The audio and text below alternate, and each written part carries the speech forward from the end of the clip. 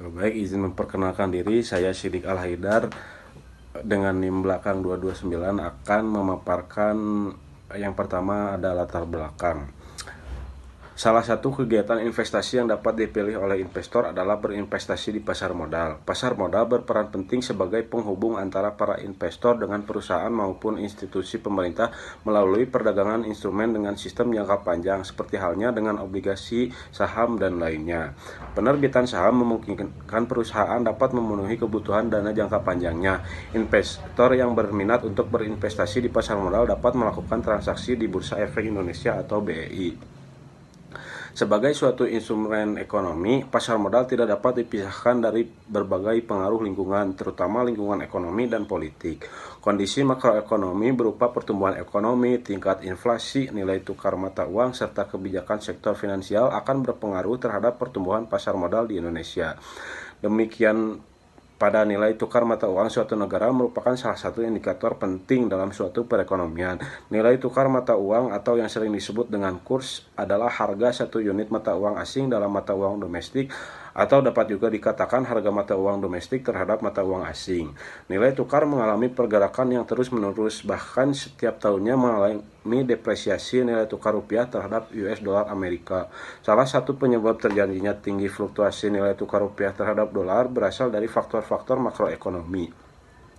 Faktor-faktor makroekonomi antara lain inflasi, tingkat suku bunga sertifikat Bank Indonesia, jumlah uang beredar, dan gross domestic product. Virus corona atau yang dikenal dengan COVID-19 yang hadir dan melanda dunia pada tahun 2020 ini merupakan mimpi buruk bagi negara-negara di dunia. Dampak yang ditimbulkan tidak hanya mengganggu kesehatan penduduk dunia, tetapi bagi perekonomian negara. COVID-19 mengakibatkan tekanan berat pada perekonomian di Indonesia dan menjadi mimpi buruk yang menjadi kenyataan bagi mata uang Indonesia. Nilai tukar rupiah terhadap dolar Amerika Serikat sempat jatuh dari tingkat Rp13.000 ke Rp16.000 per dolar Amerika Serikat selama minggu terakhir Maret 2020. Pada bulan Maret 2020, kurs rupiah mengalami pelemahan terhadap dolar. Nilai tukar rupiah terhadap kurs dolar menyentuh angka Rp15.253 per US dollar yang terjadi pada tanggal 11 Oktober 2018. Penguatan kurs dolar Amerika Serikat terhadap rupiah ini sangat memengaruhi kondisi ekonomi baik makro maupun mikro, yang juga memengaruhi pergerakan harga saham. Penelitian ini menggunakan abnormal return. Imbal hasil abnormal atau abnormal return yang berkaitan dengan suatu kejadian merupakan selisih imbal hasil aktual saham dengan tolak ukurnya. Abnormal return mampu mendeteksi apakah harga saham yang ada di pasar modal mampu mencerminkan informasi yang tersedia atau tidak. Reaksi pasar ditunjukkan dengan adanya perubahan harga dari sekuritas bersangkutan. Penelitian ini dilakukan atas saham LQ45 dengan alasan bahwa saham-saham yang ada pada daftar saham LQ45 adalah saham-saham yang aktif, sehingga saham-saham tersebut lebih sensitif untuk mendeteksi reaksi pasar terhadap suatu informasi, baik informasi keuangan maupun informasi non-keuangan, serta saham LQ45 mewakili semua sektor saham yang ada di Bursa Efek Indonesia. Lalu selanjutnya ada rumusan masalah. Berdasarkan latar belakang di atas, dapat dirumuskan masalah sebagai berikut. Yang pertama, bagaimana pengaruh peristiwa melemahnya rupiah pada 19 Maret 2020 terhadap kemungkinan terjadinya abnormal return dalam Bursa Efek Indonesia. Lalu yang kedua, apakah terdapat perbedaan abnormal return sebelum dan sesudah peristiwa melemahnya rupiah pada 19 Maret 2020. Lalu selanjutnya ada tujuan penulisan. Yang pertama, memperoleh gambaran tentang peristiwa melemahnya rupiah pada 19 Maret 2020 abnormal return dalam Bursa Efek Indonesia. Lalu tujuan yang kedua yaitu mengetahui ada atau tidaknya perbedaan abnormal return antara sebelum dan sesudah peristiwa melemahnya rupiah pada 19 Maret 2020. Assalamualaikum warahmatullahi wabarakatuh. Perkenalkan, nama saya Intan Nurul Awalia dengan NIM 511191246. Di sini saya akan menjelaskan tentang bab 2. Yang pertama ada pengertian pasar modal. Pasar modal dapat didefinisikan sebagai pasar untuk berbagai instrumen keuangan jangka panjang yang bisa diperjualbelikan baik dalam bentuk hutang maupun ekuitas atau saham, instrumen derivatif, dan instrumen-instrumen lainnya. Nah, lalu yang kedua ada pengertian saham. Saham merupakan secari kertas yang menunjukkan hak pemodal atau pihak yang memiliki kertas tersebut untuk memperoleh bagian dari prospek atau kekayaan organisasi yang menerbitkan sekuritas tersebut dan berbagai kondisi yang memungkinkan pemodal tersebut menjalankan haknya. Nah, lalu saya akan melanjutkan jenis-jenis saham menurut Tandelin. Yang pertama ada saham biasa atau common stock. Common stock itu biasanya menyatakan kepemilikan suatu perusahaan dalam bentuk sertifikat yang menunjukkan bukti kepemilikan saham. Lalu yang kedua ada saham preference atau preferred stock. Saham ini adalah satu jenis sekuritas ekuitas yang berbeda dalam beberapa hal dengan saham biasa. Dividen pada saham preferen biasanya dibayar dalam jumlah tetap dan tidak pernah berubah dari waktu ke waktu. Lalu yang ketiga ada bukti right. Bukti right ini merupakan sekuritas yang memberikan hak kepada pemegang saham lama untuk membeli saham baru perusahaan pada harga yang telah diterapkan selama periode tertentu. Lalu yang keempat ada waran. Waran ini seperti hal untuk membeli saham pada waktu dan yang sudah ditentukan sebelumnya. Lalu selanjutnya ada efisiensi pasar modal. Pasar modal yang efisien adalah kondisi ketika harga saham di pasar modal dapat merespon isu-isu yang beredar, baik itu isu negatif maupun isu positif. Meskipun proses penyesuaian harga tidak harus berjalan dengan sempurna, tetapi yang dipentingkan adalah harga yang terbentuk tidak bias. Lalu selanjutnya ada klasifikasi bentuk pasar yang efisien. Yang pertama, efisiensi pasar bentuk lemah atau weak form, yaitu suatu pasar modal di mana harga saham mereplikasikan semua informasi harga saham histori, menggambarkan harga surat berharga saat ini betul-betul menggambarkan seluruh informasi yang terkandung 27 dalam harga-harga surat berharga di masa lalu. Mohon maaf, saya akan mengulangi kembali, ditakutkan karena suara saya tidak terdengar. Yang pertama ada efisiensi pasar bentuk lemah, yaitu weak form. Suatu pasar modal di mana harga saham mereplikasikan semua informasi harga saham histori, menggambarkan bahwa harga surat berharga saat ini betul-betul menggambarkan seluruh informasi yang terkandung 27 dalam harga-harga surat berharga di masa lalu. Lalu yang kedua ada efisiensi pasar bentuk setengah kuat atau semi strong form, yaitu menggambarkan semua informasi yang dipublikasi sampai ke masyarakat keuangan, tujuannya untuk meminimalkan ketidaktahuan mengenai operasi perusahaan. Lalu yang ketiga ada efisiensi pasar bentuk kuat strong form, yaitu tingkat efisiensi pasar yang tertinggi, memiliki hipotesis bahwa harga-harga surat berharga betul-betul menggambarkan seluruh informasi baik yang dipublikasikan maupun yang tidak. Nah, lalu selanjutnya ada return. Return yang diharapkan investor dari investasi yang dilakukan merupakan kompensasi atas biaya kesempatan atau opportunity cost dan resiko penurunan daya beli akibat adanya pengaruh investasi. Assalamualaikum warahmatullahi wabarakatuh. Perkenalkan, nama saya Nurdawanti, NIM 251. Di sini saya akan menjelaskan yang pertama mengenai return aktual. Return aktual merupakan return yang telah terjadi yang dihitung berdasarkan data historis. Return aktual penting karena digunakan sebagai salah satu pengukur kinerja dari perusahaan serta sebagai dasar penentuan return ekspektasi untuk mengukur risiko di masa yang akan datang. Dikemukakan oleh Pratama pada tahun 2009. Lalu ada return harapan atau return ekspektasi. Adalah return yang diharapkan yang akan diperoleh oleh investor di masa yang akan datang. Jadi sifatnya belum terjadi. Dikemukakan oleh Jogianto pada tahun 2009. Lalu selanjutnya ada abnormal return. Abnormal return merupakan salah satu indikator yang dapat dipakai guna melihat keadaan pasar yang sedang terjadi. Suatu informasi dapat dikatakan mempunyai nilai guna bagi investor apabila informasi tersebut memberikan reaksi untuk melakukan transaksi di pasar modal. Dikemukakan oleh Jogianto pada tahun 2009. Abnormal return merupakan selisih antara return sesungguhnya dengan return ekspektasi. Dikemukakan oleh Jogianto pada tahun 2010. Dapat dikatakan pasar akan menerima abnormal return apabila suatu pengumuman mempunyai kandungan informasi. Dikemukakan oleh Meidawati dan Hariawan pada tahun 2004. Selanjutnya ada event study.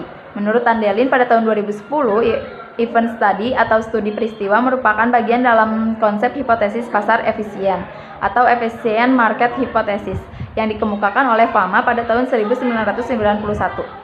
Studi peristiwa merupakan bentuk studi untuk menguji efisiensi pasar bentuk setengah kuat atau semi-strong form. Secara lebih spesifik, studi peristiwa menyelidiki respon pasar terhadap kandungan informasi dari suatu pengumuman atau publikasi peristiwa tertentu. Lalu ada jenis-jenis event study. Yang pertama, studi peristiwa konvensional. Studi peristiwa konvensional mempelajari respon pasar terhadap peristiwa yang seringkali terjadi dan diumumkan secara terbuka oleh emiten di pasar modal. Yang kedua ada studi peristiwa klaster. Studi peristiwa klaster atau kelompok mempelajari respon pasar terhadap peristiwa yang diumumkan secara terbuka yang terjadi pada waktu yang sama dan berdampak pada sekelompok perusahaan. Peristiwa klaster memiliki bentuk yang beragam. Klaster dapat bersifat relatif sempit hingga luas. Yang ketiga ada studi peristiwa tak terduga. Studi ini mempelajari respon pasar terhadap suatu peristiwa yang tidak terduga. Karakteristik utama dari studi ini adalah peristiwa yang terjadi bersifat tak terduga. Studi peristiwa tak terduga merupakan varian dari studi peristiwa klaster. Yang keempat ada studi peristiwa berurutan. Studi peristiwa berurutan juga merupakan varian dari studi peristiwa klaster. Studi ini mempelajari respon pasar terhadap serangkaian peristiwa-peristiwa yang terjadi secara berurutan dalam situasi ketidakpastian yang tinggi. Dalam hal ini, kecepatan dan ketepatan informasi menjadi kunci dari respon pasar. Lalu ada indeks harga saham gabungan. Indeks harga saham gabungan merupakan indeks gabungan dari seluruh jenis saham yang tercatat di Bursa Efek. IHSG berubah setiap hari karena pertama perubahan harga pasar yang terjadi setiap hari dan yang kedua adanya saham tambahan dikemukakan oleh Samsul pada tahun 2006. Menurut Sunaria pada tahun 2006, indeks harga saham gabungan seluruh saham menggambarkan suatu rangkaian informasi historis mengenai pergerakan saham gabungan seluruh saham sampai pada tanggal tertentu. Lalu ada indeks LQ 45. Jenis indeks saham ini adalah indeks saham alternatif selain IHSG. Selain sebagai pelengkap IHSG, tujuan dibuatnya indeks LQ45 supaya dapat dijadikan sarana yang objektif, terpercaya oleh analisis keuangan, manajer investasi, dan investor dalam mengawasi pergerakan harga saham-saham di BEI. Assalamualaikum warahmatullahi wabarakatuh. Perkenalkan, nama saya Asri Nurul dengan NIM belakang 239. Di sini saya akan menjelaskan mengenai bab 3 yaitu metode penelitian. Pertama, ada jenis, lokasi, dan metode pengumpulan data. Jenis penelitian yang digunakan adalah komparatif dengan membandingkan masing-masing variabel sebelum dan sesudah peristiwa dengan menggunakan metodologi studi peristiwa atau event study. Metode pengumpulan datanya adalah sekunder dalam bentuk data kuantitatif yang diambil pada website www.investing.com yang dapat diakses secara langsung melalui media internet. Lalu selanjutnya ada event period. Berikut adalah event period yang digunakan dalam penelitian ini, yaitu menggunakan harga penutupan saham harian yaitu closing price selama periode window dari 5 hari sebelum dan 5 hari sesudah peristiwa dari tanggal 12 Maret 2020 sampai 27 Maret 2020 dan untuk periode estimasi selama 8 hari di tanggal 2 Maret 2020 sampai dengan 11 Maret 2020. Lalu selanjutnya ada populasi dan sampel. Populasi dalam penelitian ini adalah perusahaan yang ada dalam Bursa Efek Indonesia atau BEI. Dan untuk sampel dalam penelitian ini adalah perusahaan yang ada di indeks LQ45. Pemilihan sampel dalam penelitian ini didasarkan pada teknik pengambilan sampel yang bersifat purposive sampel, yaitu peneliti menentukan sendiri sampel yang diambil karena pertimbangan tertentu. Pertimbangan tersebut diantaranya yang pertama,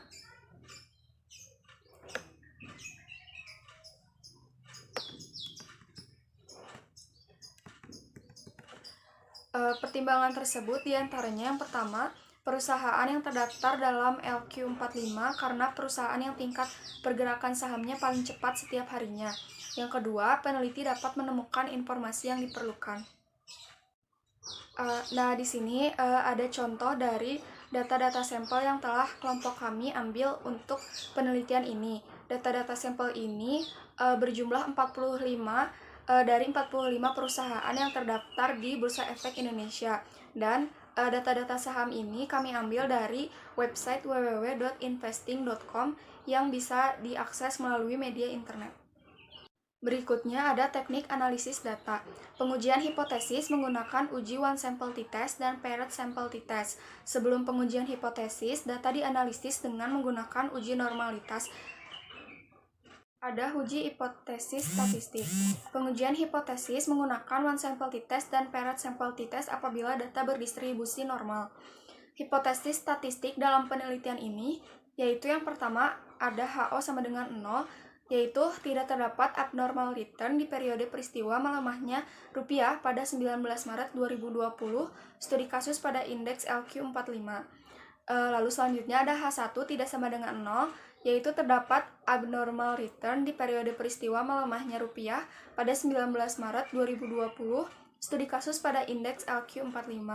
Dan yang kedua ada HO sama dengan 0, tidak terdapat perbedaan average abnormal return sebelum dan sesudah peristiwa melemahnya rupiah pada 19 Maret 2020, studi kasus pada indeks LQ45.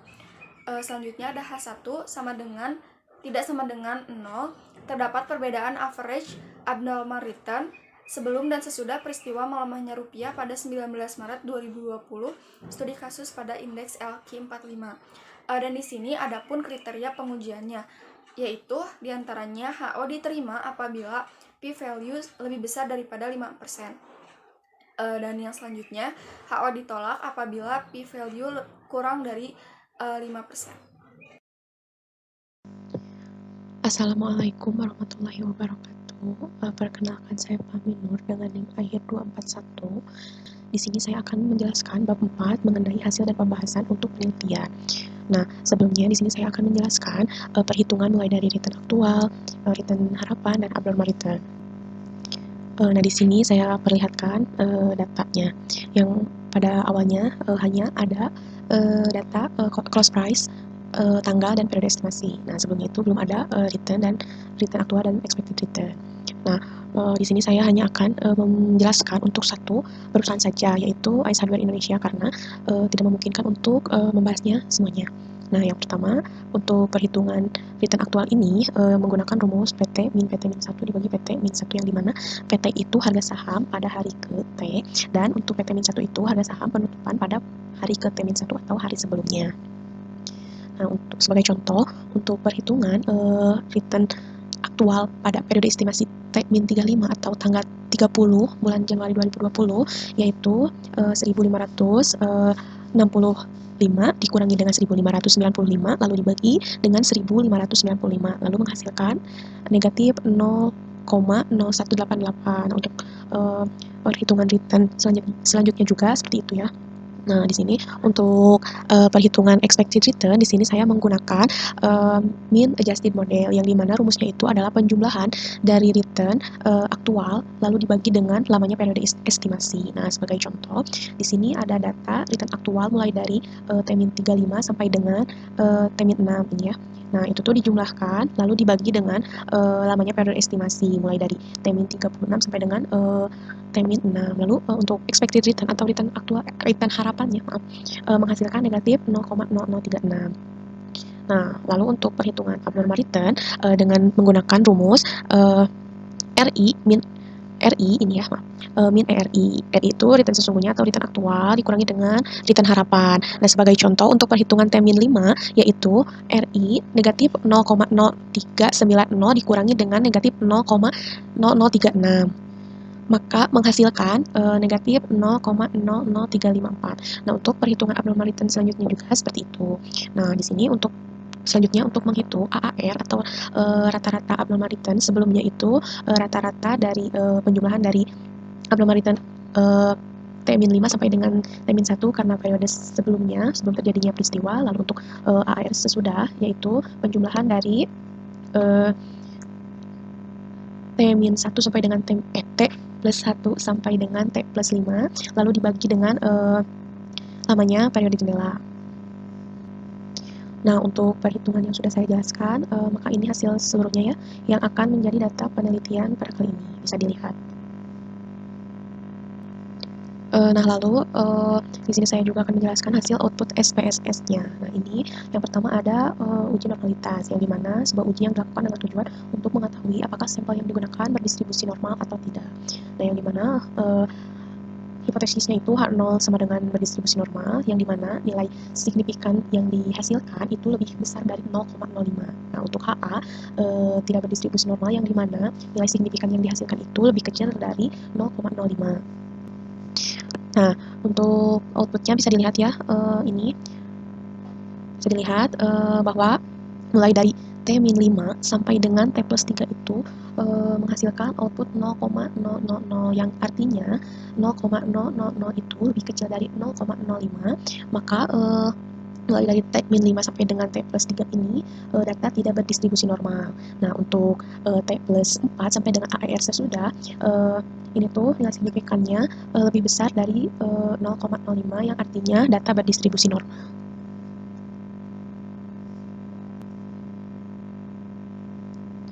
Nah, di sini juga ada uji one sample t-test. Nah, untuk pengujian ini dilakukan untuk mengetahui ada atau tidaknya abnormal return yang signifikan pada hari sekitar peristiwa melemahnya rupiah pada tanggal 19 Maret 2020. Nah, yang pertama itu ini adalah output data berdistribusi normal. Ya, yang tadi kan yang berdistribusi normal itu T+4 sampai dengan T+5.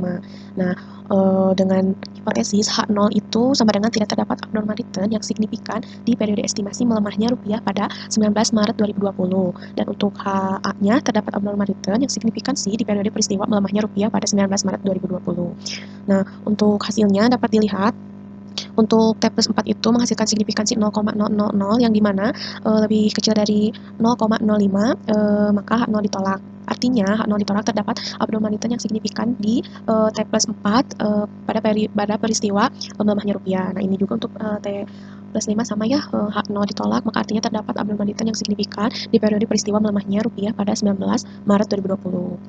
Nah, ini untuk data tidak berdistribusi normal di sini menggunakan uji non-parametrik. Nah, untuk hasilnya bisa dilihat yang pertama T-5 itu menghasilkan 0,226, lalu untuk T-4 0,71, untuk T-3 menghasilkan 0,997, dan untuk T-2 menghasilkan 0,229, untuk T-1 0,765, untuk T0 0,997, untuk T+1 0,76, untuk T+2 0,997, untuk T3 menghasilkan 0,067. Nah, yang dimana hasil dari T-5 sampai dengan T+3 ini menghasilkan nilai signifikan yang lebih besar dari 0,05, yang artinya H0 diterima. Maka kesimpulannya tidak terdapat abnormal return yang signifikan di periode peristiwa melemahnya rupiah pada 19 Maret 2020. Nah, selanjutnya untuk uji PER dilakukan untuk mengetahui ada atau tidaknya perbedaan signifikan antara abnormal return sebelum dan sesudah peristiwa melemahnya rupiah 19 Maret 2020. Nah, untuk outputnya menghasilkan 0,003, yang artinya H0 ditolak. Maka kesimpulannya yaitu terdapat perbedaan yang signifikan abnormal return sebelum dan sesudah peristiwa melemahnya rupiah pada 19 Maret 2020. Nah, untuk penutup, kesimpulannya yaitu tujuan dilakukan penelitian ini untuk mengetahui pengaruh abnormal return dan reaksi pasar terhadap peristiwa melemahnya rupiah 19 Maret 2020 terhadap 45 saham di indeks LQ45. Nah, pada hasil uji one sample t-test untuk mengetahui apakah terdapat abnormal return yang signifikan di periode peristiwa melemahnya rupiah 19 Maret 2020, 5 hari sebelum dan sesudah, dan hasilnya adalah T-5 sampai dengan T+3 tidak terdapat abnormal return yang signifikan, dan sisanya T+4 sampai dengan T+5 terdapat abnormal return yang signifikan. Kemudian untuk uji per sampel t-testnya sebelum dan sesudahnya menghasilkan hasil signifikan sebesar 0,003, itu lebih kecil dari 0,05, maka H0 ditolak, yang artinya terdapat perbedaan yang signifikan abnormal return sebelum dan sesudah peristiwa melemahnya rupiah pada 19 Maret 2020. Sekian dari saya. Wassalamualaikum warahmatullahi wabarakatuh.